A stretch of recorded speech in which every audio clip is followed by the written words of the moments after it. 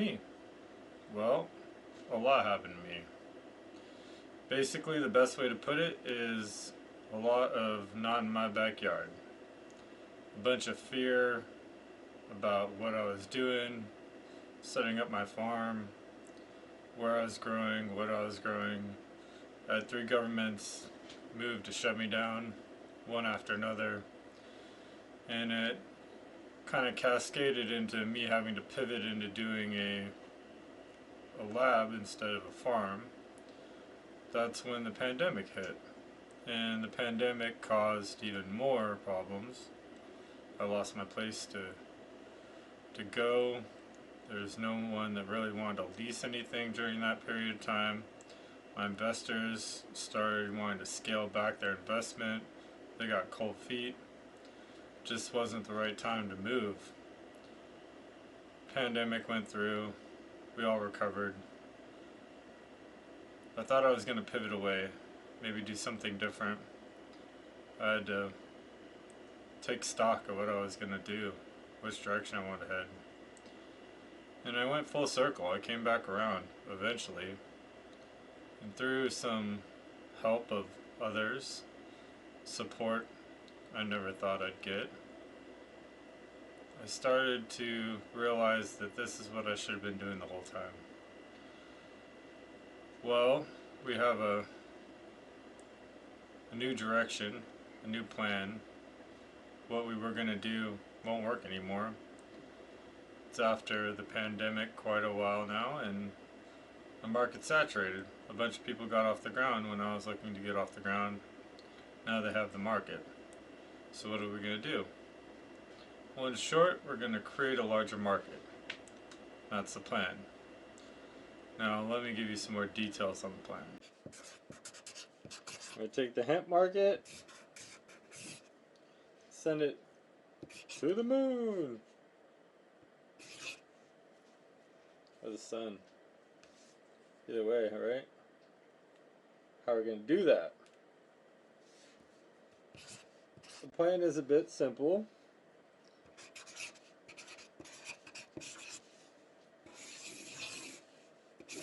Get rid of the waste out of the system. What is the waste right now? Well, everyone's growing a bunch of hemp plants, right? Now, the major part of the hemp plants are the flower, your CB whatevers, your fiber. This is the jacket or the bark of the plant. You can also not only make textiles, but plastic comes from this source. But there's one part no one really knows what to do with, and that's the center. It's called the hurd. Now, the hurd is mainly used for animal bedding right now, and one other thing, which is what we're going to do with it. Hempcrete. You're probably thinking, is that like concrete? Sorta. So, what is hempcrete? You take your stalk,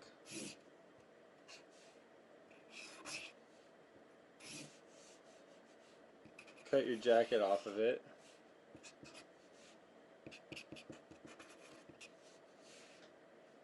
take your center, and you send it through a little chipper.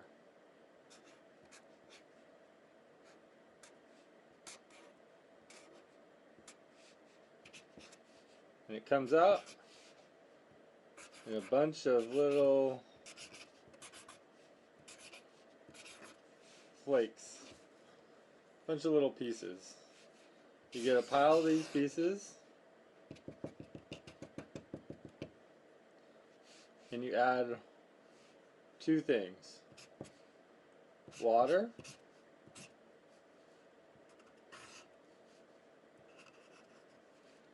and something called lime. And we're not talking about the one that goes in the Corona.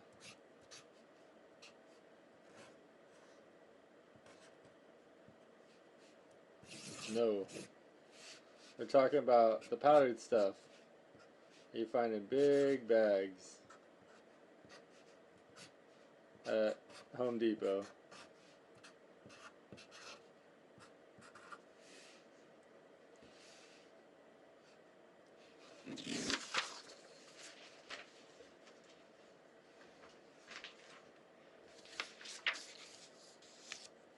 So what is Hempcrete exactly? Well, you mix it all together, and the way you use it is like cob or straw bale construction. It needs to have a superstructure. So in other words, you gotta build a normal 2x4 wall when you use Hempcrete. Or you gotta have some strength to it because it can't hold itself up on its own. So what people do now is they build their 2x4 wall and they have a bunch of Hempcrete get packed in there.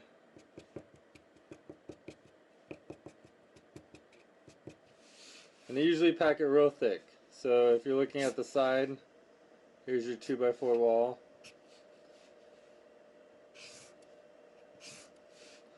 They pack it in about 12 inches.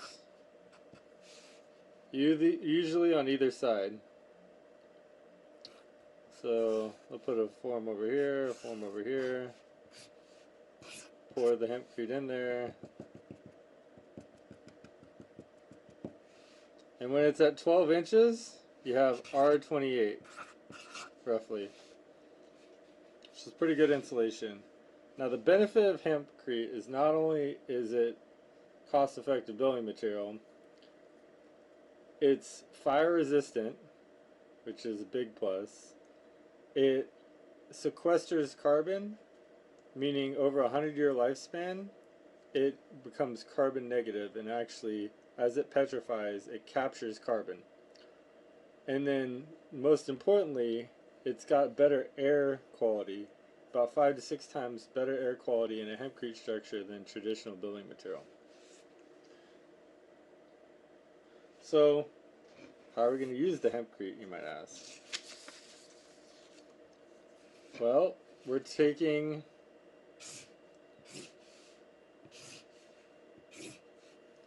one of these.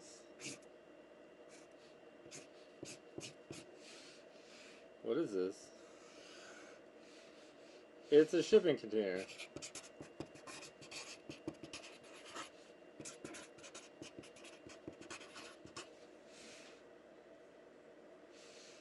We're going to cut in half.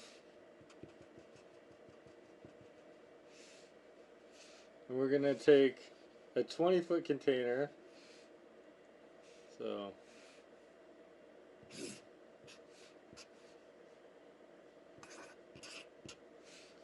and turn it into two 10-foot pieces.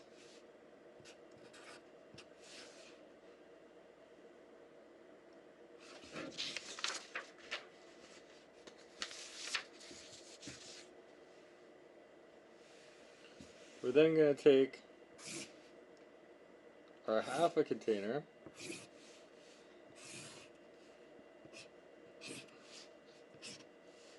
and build a wall.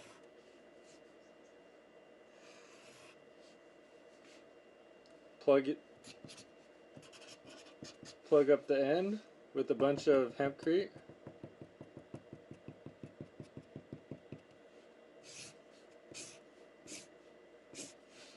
Then spray a bunch of Hempcrete on here.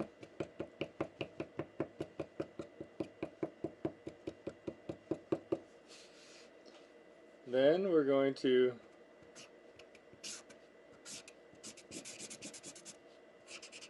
cut in a door and a window, put on a roof,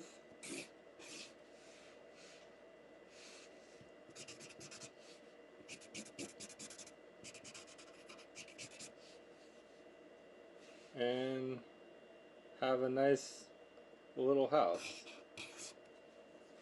for someone to live in. It's been a couple days. The water's been running through my friend's ranch, and we need to recover a forklift to get everything going. Basically, if we can't pick up the shipping containers and move them around, we're dead in the water. My friend has a ranch with an old forklift. It's definitely seen better days, but we can probably get it running again. And he even has a shipping container that, if it's dried out enough, we might be able to get to and pull it out. But first things first, we have to get that forklift going. Here we are, the ranch in all its glory. It's pretty messy, pretty full of junk, but there's some diamonds in the rough. Some rough diamonds in the rough, I suppose. We got our forklift that is going to be able to hopefully pick up some shipping containers, although it's definitely seen better days. It's a bit of an old relic, kind of like the guy that is in charge of this whole operation, Jack. You'll meet him. His nickname's Longhorn Jack. He's got quite a few stories. He's a bit of a character. Here we are, and hopefully this will be the spot where we get our first container built. It's magnificent, isn't it? In all its glory. £5,000. So it's barely going to be able to hook up and pick it up. Now, this right here is a roach gas tank. This is what we're going to rig onto here, like that. And then there's no battery spot, so what we're going to have to do is strap a battery right in about here. There's our terminals. Wish me luck. As you can tell, it's late. Took nearly all day to figure this out. Several trips into town. Got the wrong hose. Now I got the right hose. Got my jerry rig can with the little riser there. Got my battery, new terminal, new ring terminal. Got it strapped to the side. Going the fuel line going to the pump. And I got a carb choke cable coming out the top. So let's give it a try and see if this is enough to get it going. I know you're thinking this place is a junkyard. You wouldn't be wrong. Alright, so this is the throttle. Yeah, you see the, alright. That's the throttle. Okay. That looks like fuel on. I think that's the starter you showed me before, so fuel on. Ooh. I'm gonna hit the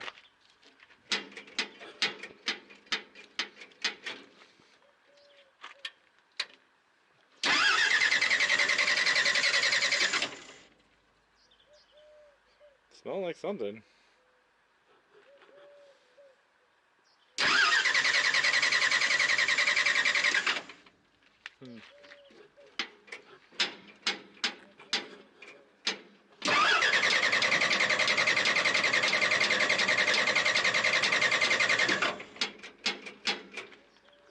I'm getting oil pressure.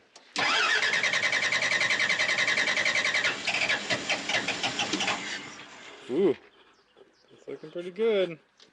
Sound like something.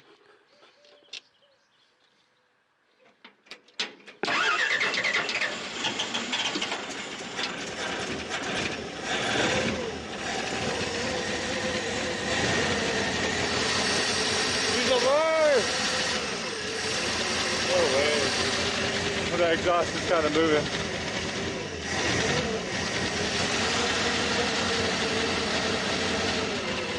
Can you believe it? Sounds like it's gonna die.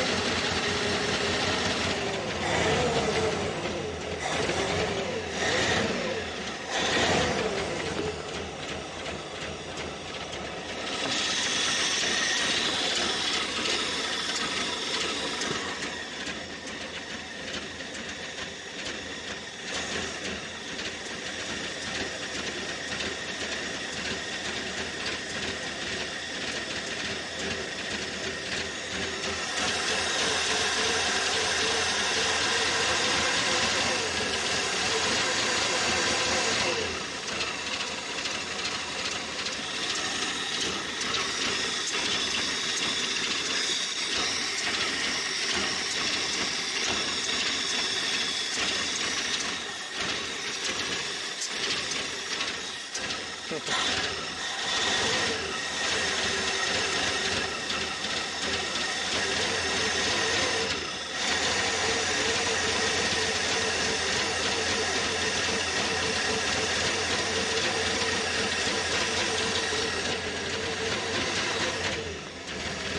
not gonna meet smog with that. It's kind of smoked me out a little bit.